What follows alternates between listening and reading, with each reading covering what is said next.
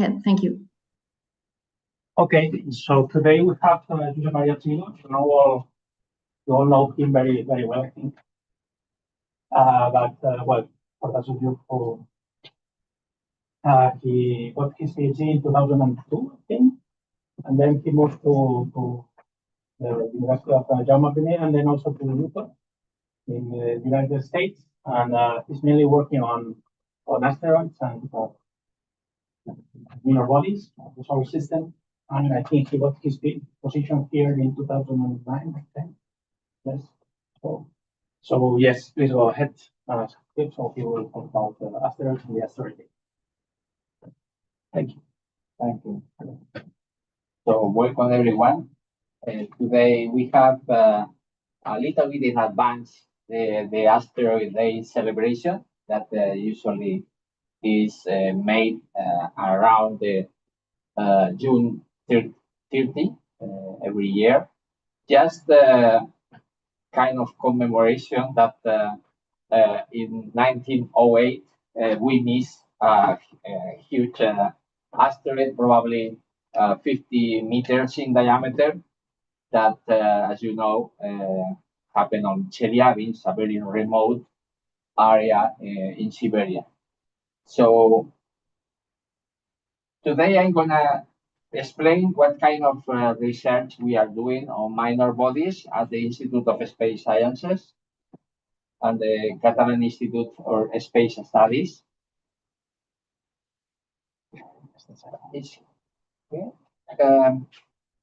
So we have been leading studies, for example, of the chemical composition of meteorites. And the meteorites, most of the meteorites we have in the collection, you can see in the Institute, some of these panels we containing meteorites.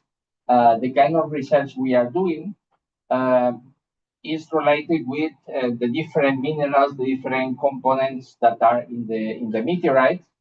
But at the same time, we are making small chips that we also got from the Smithsonian or, for example, from the NASA Antarctic meteorite collection. And then we can perform chemical isotopic analysis to understand how these rocks were formed and how they can get clues on the formation of the solar system. In order to reach the goal that we have, this affirmation of a source of big science and mining opportunity, I want to make a very brief introduction to the cosmochemical environment in which the solar system formed and how these undifferentiated asteroids, here represented with this asteroid Itokawa, that was the first sample return mission from an asteroid. And this was achieved just by JAXA, the Japanese Space Agency, that brought to the Earth fine-grained regolith, micron-sized regolith that we also studied in this institute to understand the mechanical properties of these regolith particles. In fact, we discovered that the mechanical properties of this asteroid, even to the fine-grained materials that are, comminuted by huge impacts, are almost identical to the mechanical properties we have in the ordinary chondrites that are fitting his composition. Okay, so see if this works.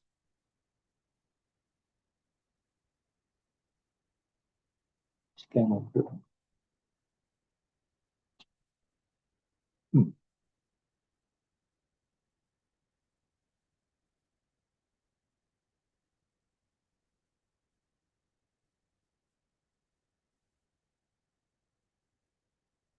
Oh. Okay. So this is the basic outline, an introduction to local cosmochemistry. how the solar system formed, how we compile bulk composition information from meteorites, why we are interested in this ground truth from meteorites and sample return missions, what this means, because most of these asteroids, we can observe these asteroids remotely. We can establish comparisons with the reflectance spectra of asteroids and meteorites in our labs. But to get the ground truth means that for sure, if you have a material in your laboratory that is of a specific composition, a meteoric material, is exactly like that specific asteroid. And these are very big words, To do that, we really need to emphasize the relevance of sample return missions. What are the main, tools we have for the key characterization of materials through reflectance spectroscopy and other techniques, and some general information about these asteroids. We'll just discuss very briefly also the relevance of our studies in the context of Comet Atlas. And finally, implications for asteroid mining. Well, about 4.6 gigayears ago, happened the formation of the solar system from the local collapse of a molecular cloud. This process just incorporated into the solar nebula stellar grains from different types of stars. Recently, we got very nice overview on all these details. A very small part of these materials are typically considered to be presolar grains, although I don't like the term presolar because it's kind of contemporary of the sun. In at least a significant amount of these grains were produced from relatively nearby stars. In fact, we know that because if we got radioisotopes alive in these meteorites, it's because they were the sun was formed in an environment in which specific stars were producing those radionuclides. And this was relatively quick incorporation into the materials in order to participate in these first stages of radiogenic heating of these bodies. Just when happened the formation of the sun and the X-ray wind was cleaning, the radiation pressure was cleaning most of this gas, and a structure was appearing that was the protoplanetary disk. We have plenty of evidence in really young stars of that specific short-term structure surrounding stars like the sun, for example. This is the example of HL Tauri obtained by ALMA, where we can see the different rings surrounding HL Tauri.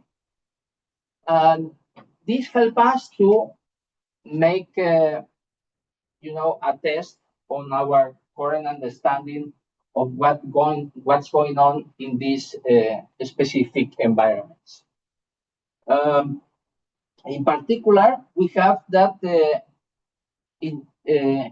these stars are typically formed in an association or even a stellar cluster. So they are subjected to very significant radiation from nearby stars. And this is producing a gradient of temperature that made different layers in comparison with the midplane that is the region that is hidden, mostly hidden because of the, of the presence of dust and gas in the protoplanetary disk. Of course, this is a highly dynamic environment, but the thing is that at least for the inner part of the protoplanetary disk, there is a clear gradient of temperature, this in Kelvin, where we can see that we are leaving the solar neighborhood, we are decreasing the temperature, and then we have the appearance of different minerals, also depending of the how oxidizing and reducing is the environment in which these minerals are formed. And this is also depending of a very important phenomenon. The lifetime of the dust grains in a context in that you have a really dense mid-plane environment with a lot of friction between the particles and the gas, remaining gas in that area that is also filled continuously by the collisions between particles that are vaporized and then participate in having more gas in the surroundings. What we know is that specifically there is a distance. This depends on the amount of mass you need to invoke to explain the current distribution of planets in the solar system. But the typical linear distribution of mass that explains that that distribution and mass of planets indicates that the snow line was among 5 to 10 astronomical units.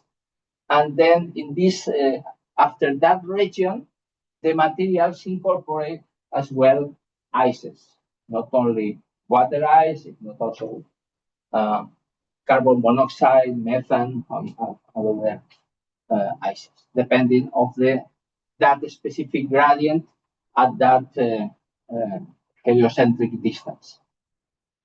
Of course, all these materials, these first cometesimals that were forming the outer part of the protoplanetary disk, were also subjected to this drift because of the friction with the protoplanetary disk, and all these materials were falling. And remember that we started to observe these kind of stars that are young stars, and quickly some French colleagues were proposing the model of the falling evaporating bodies that are continuously falling against the star. So this is what we expect of these materials continuously falling. And of course, if they incorporate volatiles, these volatiles are also vaporized and participating in changing the environment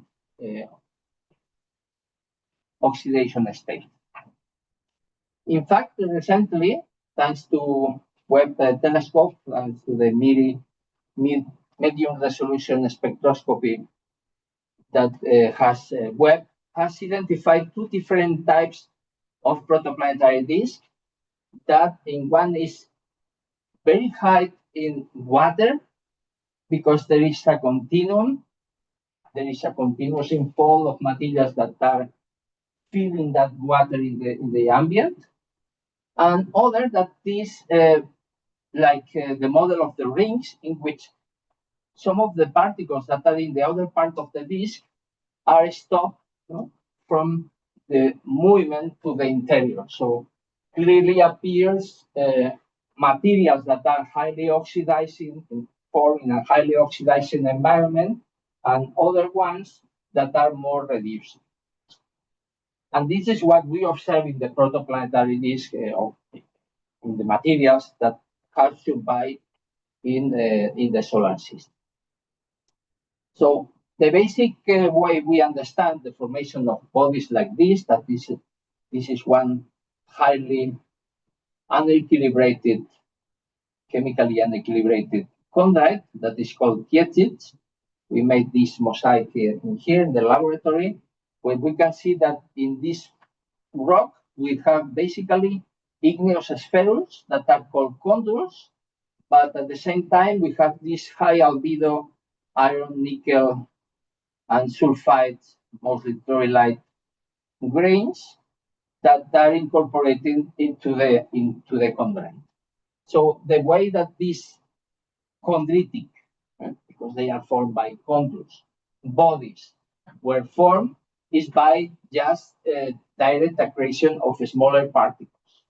Particles that initially were in a size really nanometric, but little by little we're making aggregates, highly porous aggregates, that then by collisions were being involved in really, really big collisions, friction, so heating processes, even solar X-ray flare, that were little by little transforming this nanodust with different shapes, highly porous structures, into more dense silicon rich condules.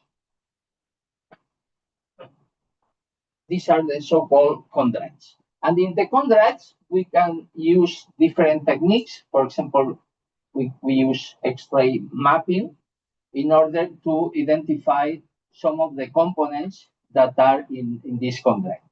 These in particular are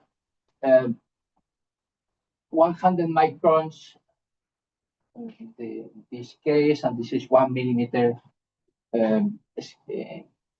square millimeter window for this amoeboid olivine inclusion.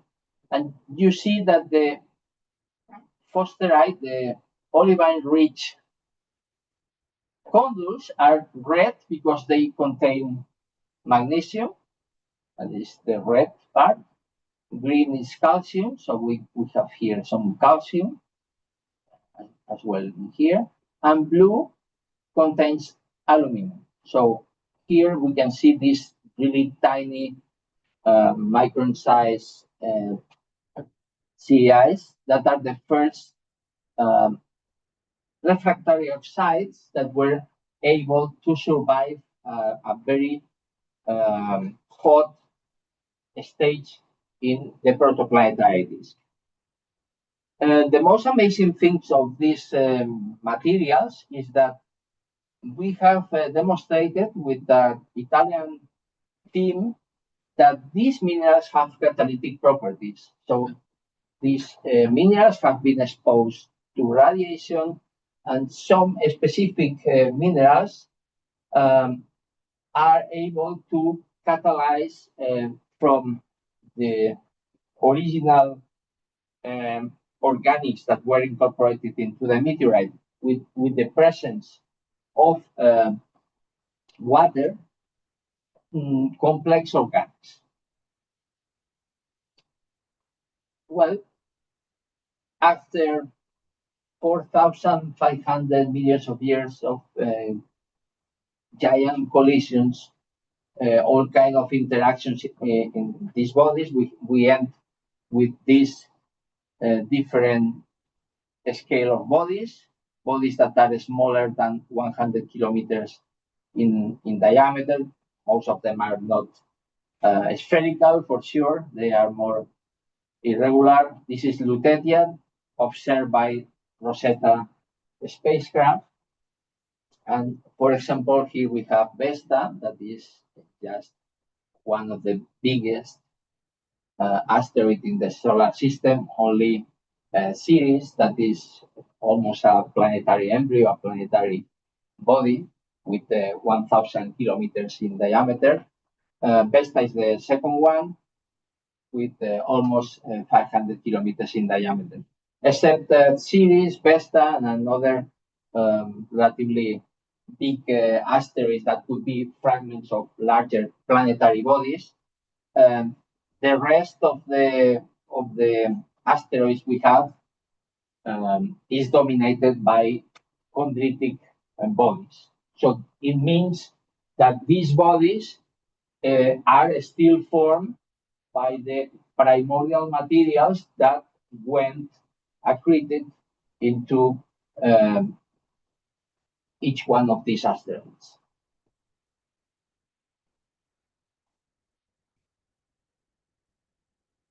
So we have these remnants of the bodies that were not gravitationally scattered or accreted into the planets.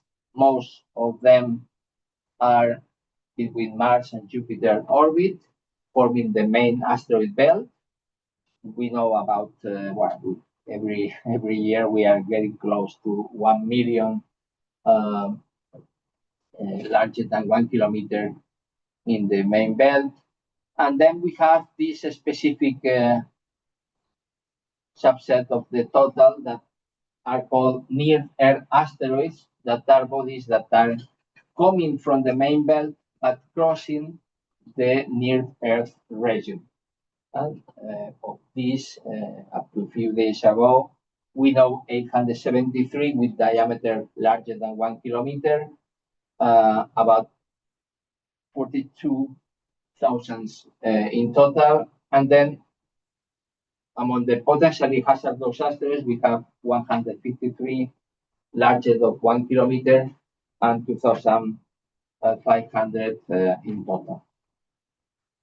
And all these, most of these bodies that are coming and forming the near-Earth region, are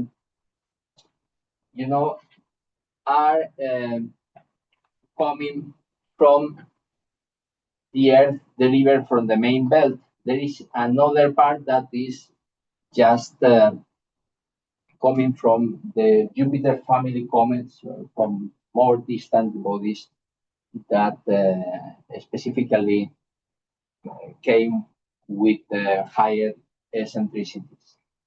And the asteroid delivered typically implies, except for bodies that are really fragile and just disrupt by themselves, perhaps because they contain volatiles and these close approaches to the sun or to another asteroid break them apart.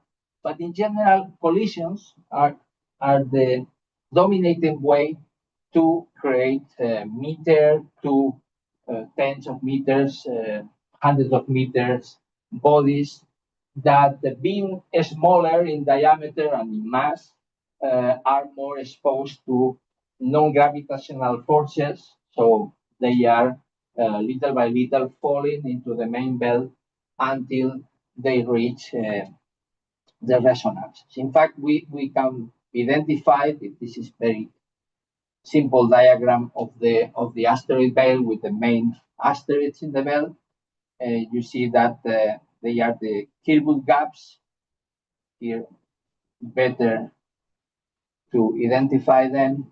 For example, the 3-1 resonance with the mean motion resonance with Jupiter, or the Nu-6 resonance, secular resonance with Saturn, that are like forbidden regions, for the movement of the asteroids. If a small asteroid is falling in this area, particular 3-1, in 3 revolutions to the sun, will be having the Jupiter position in this region, and then Jupiter will be just throwing the asteroid away, perhaps transforming a quite, low eccentricity orbit in a highly eccentric orbit, in which these are incorporated to the near-Earth region. So these are the main dynamic mechanisms that are injecting continuously NEAs. In the near-Earth region, they last between a bit less than 1 million of years up to 3-5 million of years. And then these asteroids that are crossing the terrestrial planets are thrown away by other mechanisms that bring the asteroid to the main belt. So this is kind of dynamic population of asteroids. And as smaller is the asteroid, of course, when we have asteroids that are just tens of meters to few meters in diameter, we have those as the of the most common projectiles that are producing huge bolides in the atmosphere of the Earth or impacts on the surface of the Moon that are specific ways to detect the presence of these bodies. The interesting thing of the meteorites, and particularly the chondrites, came when Anders and Greves in Geochemical and Cosmochemical Act in 1989 established a very careful study on the chemical composition of carbonaceous chondrites and established this comparison with the solar photosphere. This is a logarithmic scale when you can see the CI composition. This is carbonaceous from Ibuna, that is the first meteorite of this specific composition. The CIs are the chondritic meteorites that contain a higher abundance of water. This water is not going through the meteorite, if not, is bonded in minerals, particularly forming oxides or in particular clay minerals, phyllosilicates. So you see that the CI composition, as is in this diagonal trend, is really, really close to the composition of the Sun. So this was established as direct understanding. This is what later on was considered like the chemical composition of the universe. But obviously, nowadays we are really thinking that this is really a local abundance at the time in which the Sun was accreted. You see here that the helium and the hydrogen are the most abundant and in several orders of magnitude, and then we have the main elements involving in formation of living forms, following the trend, with exception this minor lithium, beryllium, and boron that are consequence of the first process of the formation of the universe. And then if we compare that graph with the elemental abundances in the Earth's crust, you see that there is most of the elements we use to discuss when we talk about rocks are in this area. These are the rarest metals that we know very well because are the main source of quartz in current Earth.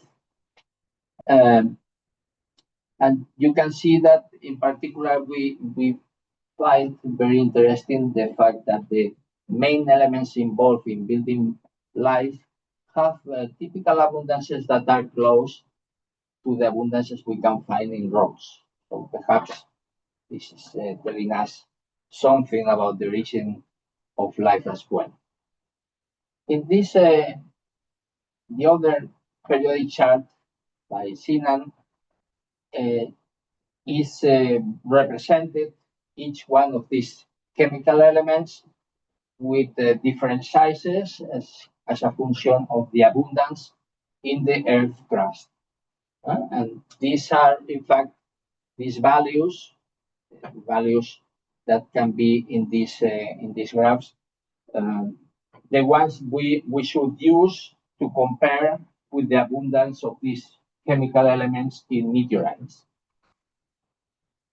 Then we think that now we have particularly a plenty of new meteorites. Most of these meteorites came from Antarctica, as Lisa Chismadia was presenting us a few weeks ago. Well, we have this opportunity to get samples from asteroids. We don't know exactly which asteroids are throwing some of these meteorites, but we know that should be in the solar system. And then we think that is particularly relevant to compare the chemical composition of these meteorites with the expected mineralogy, the expected chemistry in the Earth and in the Moon. If we establish a pattern concerning, the most primeval meteorites, the less altered meteorites, they are specific groups of carbonaceous and ordinary chondrites that have been almost unaltered since the formation of the solar system. Others experience significant thermal metamorphism. They were affected by heat.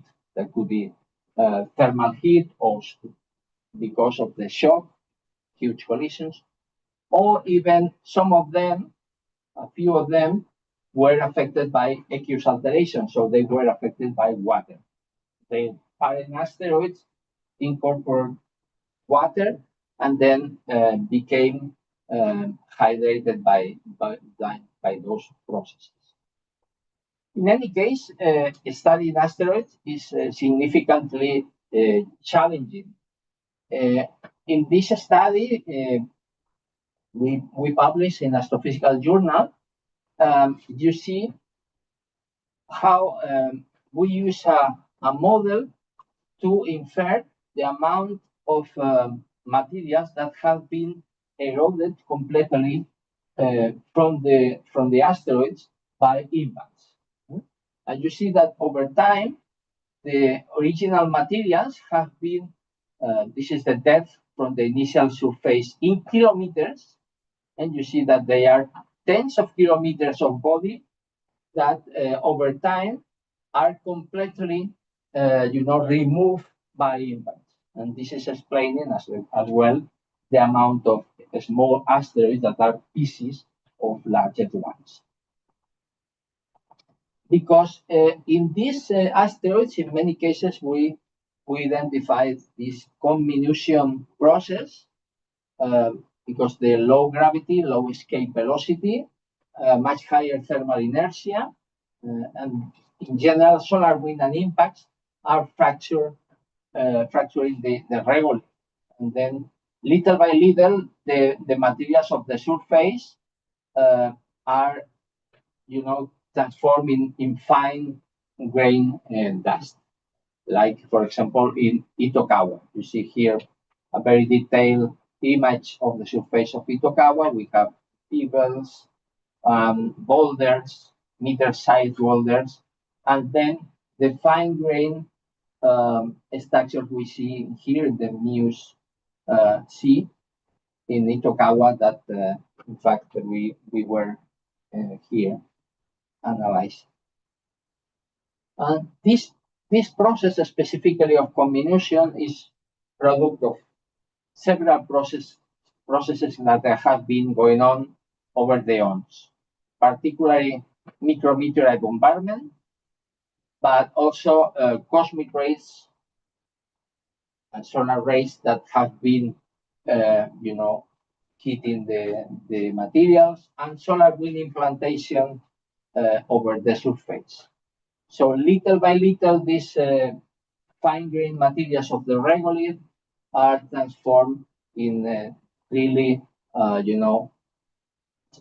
porous materials that implant significant amount of volatiles as well. So in our recent study in Molly notices, we made for these 6 different carbonaceous chondrite groups, we were studying, first of all, the transition metals. These are the different transition metals in comparison with the Earth upper crust, that are these values in here, lunar breccias that are in here, and Earth mineral deposits. As you can see, in general, most of these undifferentiated, remember, undifferentiated materials, undifferentiated asteroids contain with more or less solar abundance all the chemical elements in the periodic table. If you want to know more or less what is the amount, you need to get into this article by Anders and Greves, 1989, to have a rough idea of what is the composition. You see that in general, some of these carbonaceous chondrites could be a very important source of chromium, for example, or even manganese, and even iron in comparison with lunar or terrestrial materials. Other interesting aspect we were studying was the amount of rare earths, that are specific elements that are minor in abundance in the periodic table as well. And in this case, we see that in general, the 6 different groups of carbonaceous chondrites, so groups of asteroids with this undifferentiated nature, are not so interesting, because they are some specific groups like the CBs, that is the carbonaceous bigarano type, this specific group that has experienced a higher degree of thermal processing. When we think in CBs, typically we remember the fall in 1969 of Allende, Polvito Allende meteorite in Mexico. And those asteroids that produce these CBs are specifically affected by collisions and compaction and so on. Like the CKs that are, we think that are correlated, the CBs and CKs, perhaps with a higher degree of collisional processing, of collisional gardening, because of this continuous process of bombardment over the ions. So in general, as you see, they can be source of rare earths, but specifically have more potential for the previous transition metals, with some abundances that are quite over the typical for the Earth. But this was, the first article describing the carbonaceous chondrites as potential source of mining. Because in general, when we talk about, mining asteroids, and the first articles that were published on mining asteroids, they refer to mining iron nickel asteroids. Is what is still.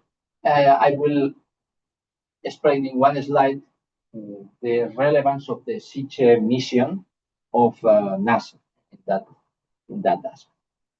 Because the key point of getting from here to mining asteroids is just making sure which of these specific groups of chondrites have specific asteroids in the main belt for looking for these kind of materials. And yes, we have some idea that some on the basis of reflectance spectroscopy, but we don't know the ground truth. We need to get into some of these asteroids and bring samples to the Earth to analyze and to compare with the meteorites we have in the collections. That's the relevance of sample return mission. This is a very nice picture of the Ryugu surface by Hayabusa 2, the mission that followed the recovery of Itokawa samples was bringing samples to the Earth of Ryugu. As I mentioned, this was the first mission of return from JAXA. And here we have a very nice example of what I mentioned before. The ordinary chondrites are subdivided into three groups that are based on the ratio of metal to oxidized iron, and the LL has the lower metal content. The term LL for an ordinary chondrite means that has a low amount of iron in total and a low amount of metal grains in total. So typically, for example, for LL chondrites, that is the composition that we can also compare here of Itokawa. This is Itokawa, and this is the values. This is the ferrocylide versus the phyalite content in mass percent, and here are the different minerals. And the idea is that LL chondrites contain about 19% in mass, in total, of iron, and typically less than 1% of metal grains. And so it's relatively a small abundance of iron in comparison with the L and the H that is in particular called this group because it's high in metal, has more metal in volume in total. This metal could be forming the contours, so it's not necessarily forming metal grains, and at the same time contains grains. And these are the missions that have been really successful from Hayabusa 2 and OSIRIS-REx, bringing materials of these two different asteroids. Ryugu has 1 kilometer, and Bennu is like half of Ryugu, despite the image that could be misleading in that sense.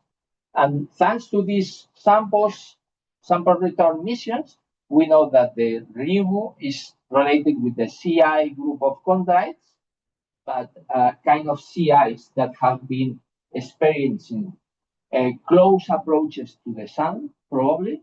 So this is a little bit devolatilized, because of these close approaches, thermally processed. And Bennu is between the CIs and the CNs. In the case of Ryugu, Hayabusa 2 brought 5 grams of samples, different locations. They put this first lander on an asteroid, Mascot, who took this amazing image I saw at the beginning. And in general, allowed to characterize the asteroid and establish the link with the CI carbonaceous chondrites.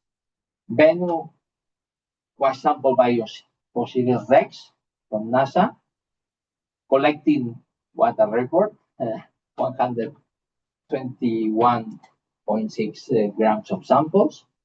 And this mission was extraordinarily successful as well, because allowed to characterize most of the processes were happening to this body, particularly the aqueously altered minerals and materials of other kinds, even other kinds that were, accreting over the surface of Venus, but coming from other asteroids. And in little bit less than 3 years, we will get a very detailed view of the nature of ICE-CSIC, thanks to this mission. Well, we were unsuccessful. We were having the same target we were proposing to the European Space Agency like 1 decade ago, the mission Heavy Metal. We tried 2 times for getting a spacecraft going to ICE-CSIC. And in the meantime, NASA go first.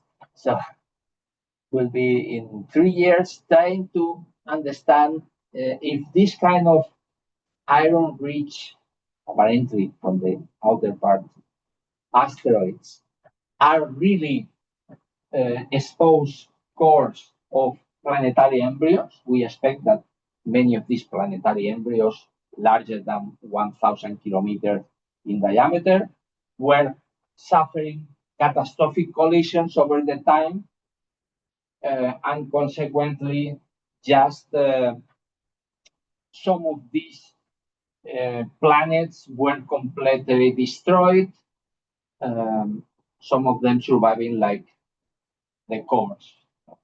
In fact, in the meteorite collections, we have also rocky irons, like pallasites, that you can see also in our panels, and that are representative of the mantle of these planetary bodies that were a long time ago destroyed.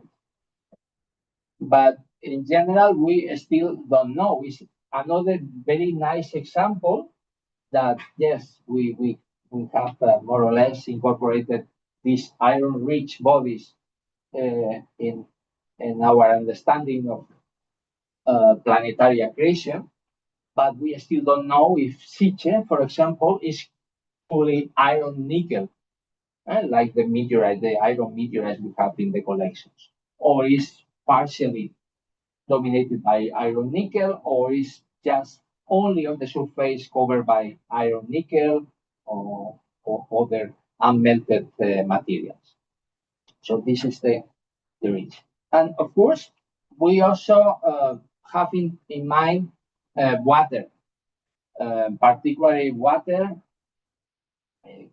can be really incorporated in carbonaceous chondrites, in lunar regolith, Martian regolith, and the evidence we have is that they are, it has specific minerals in which the water has been bound, and even when water is not like in the earth flowing through the surface, is incorporated into these minerals. And it's particularly easy to remove because only by slightly heating the materials, the water is released. Another thing is that you need to really analyze this water, try to make this, for example, in case you want to use for consumption of the astronauts, you need to, first of all, make a pH adjustment because it could be very acid water, no? Depending on the kind of minerals it is extract. So in general, it's the kind of things we are also studying and has a specific interest. That's why we choose carbonaceous chondrites, that some of the carbonaceous chondrites, the sea ice, for example, contain typically more of the order of 10% in mass of water. So it makes sense. If you go to a carbonaceous chondrite asteroid, you can release relatively easy part of this water, for different purposes, like cooling, for example. And well, the action of water at early times also has been invoked as a way to increase the complexity in prebiotic compounds. In particular, this interaction between water and the primordial minerals that are forming these meteorites, we were particularly making different studies. One we published in Space Science Review on the action of water in asteroids. And with an Italian team in this Nature Scientific Reports article, we made a series of studies, just making powders of the meteorites, removing all the organic materials in the meteorites, and just putting water plus formamide. We were able to generate in 24 hours all these chemical components, all these organic compounds that we can see in here. In a second paper that was led by Vicky Cabedo, was a PhD student here. She's very bright as well. We demonstrate these catalytic capacities with the Jordi Llorca contribution from the Polytechnical University of Catalonia. Well, and we had the DART NASA mission to the Didymos that was really successful. We just managed to deflect an asteroid. Well, then thanks to this mission, we now are more prepared to, at least for relatively a small few hundreds in meters of diameter asteroids, to deflect in case of future encounters with the Earth. And we are now living a year really of excitement, because ERA will be reaching the Didymos system, Didymos and Dimorphos, in November, 1 month before the expectations, thanks to this close by encounter with Mars. And we will manage to get far more resolutive images than DART did, because DART was moving very fast, almost 6 kilometers per second through the Didymos system just to impact Dimorphos. This is the best complete image obtained by DART. And we want to really understand much better all this kind of, chaotic terrain, full of huge meter-sized, 10 of meter-sized boulders, regolith. We want to really understand what DART did on the surface of Dimorphos. Was really excavating a crater, or even with this kinetic net energy, most of the damage in the asteroid was reabsorbed by the rubble pile. All these kind of questions are the goal of future exploration of this Didymos system. And now we are also living with assignment this RANSES joint ESA and JAXA mission that will be doing a rendezvous with the asteroid Apophis during the flyby with the Earth in 2029. It's a completely safe flyby, but ESA and JAXA have been joining efforts to launch a spacecraft that will be going with the asteroid and observing in full detail with different instrumentation if the close approach, with the Earth is not changing anything in the own structure of Apophis. That Apophis was during decades one of the mythic bodies because was predicted to impact with the Earth. Certainly, this is completely ruled out nowadays. And for sure, this mission will allow us to understand much more details on this kind of bodies. So in conclusion, in differentiated bodies, asteroids and comets provide valuable message in the bottle about the primordial composition of the solar system. The study of the properties and composition of meteorites provides very valuable information on their planet, parent asteroids. And in general, sample return missions are needed to establish this ground truth, accurate knowledge about the composition of these undifferentiated bodies, and establish meteorite associations. By identifying the main rock-forming minerals in meteorites and asteroids, we can get clues on the most relevant resources to extract from them and the best in situ resource utilization techniques to apply to these materials. And of course, we have all this revolution going on with the Vera Rubin Observatory and hopefully additional initiatives in that sense in the North Hemisphere that will increase the rate of discoveries of asteroids, comets, and also interstellar objects. I'm sorry that I discuss a little bit. Hopefully soon I will be describing more things about 3i Atlas, but I just last time decided to remove some of the slides to make the talk. So in general, in few years we have the real truth as well on SICHE, on iron, nickel asteroids. Hera will reach Didymos this November. We will be forming part of this team. Well, we expect to gain insight on the composition of these visitors, particularly also on Apophis, thanks to this new ESA-JAXA mission that is called Ramses. Will be taking opportunity of this close approach.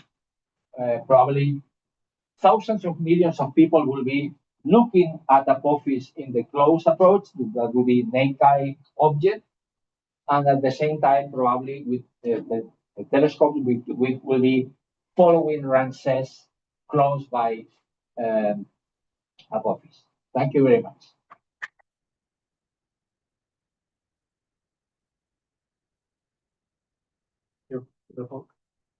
It's time for questions. Maybe time for you.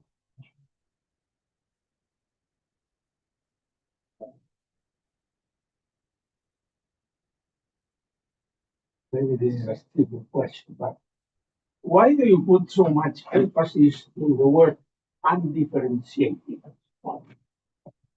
Because these bodies were unmelted, never melted. So they are representative of the materials that are forming these bodies. When we are looking for differentiated bodies, like planetary bodies, these original chondritic materials obviously have been melted, and they produce secondary minerals. Could be of igneous nature, for example, in case of the moon, of the earth, of Mars. And then we have secondary minerals that, in certain sense, we lose chemical information of the origin. Of course, because all these geological processes that are generating secondary minerals are not retentive of the original composition. Are the building blocks. Undifferentiated asteroids are the building blocks when we see in the books planetesimals. The term planetesimal is undifferentiated bone, necessarily because they grew, but not so much. As soon you get that with the typical abundances we see in the solar system, rocky iron bodies, asteroids, when they are larger than 300 kilometers in diameter, then start to differentiate in the interior. It could be partial differentiation. Even, for example, in the case of Vesta, that is almost 500 kilometers. We don't know for the interior of Vesta if it's completely differentiated, if it's having layers or not. In the case of Ceres, it's a specifically different case because Ceres is a planetary embryo that incorporated a lot of water. So it's more probably representative of those bodies. Let's say some numbers just for fun. 90% of the bodies were ordinary chondrites, highly reduced without water formation in the inner part of the disk, and others, like Ceres, were formed in the outer part of the disk from bodies that incorporate into the interiors much amount of water, you know, and Ceres is the case, no, of this. So, and I say this because the amount of water that is into the body has a huge effect on the results. In the case of the Earth and Venus, for example, could be the difference is life or hell in comparison. Because in case of Venus, also formed very close by the sun, and probably have been depleting significant amount of water over the age. But it has a crucial role in the composition and the structure of these bodies. Maybe I don't know related. What do you say here? ICE mission will discover the real nature of a metal-rich asteroid. Yes. What's the real nature? What do you mean exactly? Well, yeah, but I just made this in the last time, but this basic idea that I mentioned, if really ICE is representative of an iron nickel core, or is just a mixing remaining, you know, where this body is extraordinarily rich in metal, but also contains chondritic materials that could be even a consequence of a, you know, cataclysmic collision with a really iron-rich body that just covered the surface with these iron nickel materials. But the interior could be chondritic or could be other nature. And we are going back to the limitations of the reflectance spectroscopy. The studies that we made remotely of these asteroids are not providing the entire answer in many cases. We know that are similar to iron meteorites, but we don't know how these iron-rich asteroids form. We are suspicious that are exposed cores of planets, but this is what ICE mission is hoped to discover. Any other question? Not just a curiosity, because you have mentioned that when you are studying composition and everything, and this is interesting for asteroid mining. Are there really companies that are seriously investing on this, developing techniques to do this? Yes, they are specific companies that are making a lot of progress, particularly now focused on the moon. And particularly they are hubs, very important hubs in Luxembourg.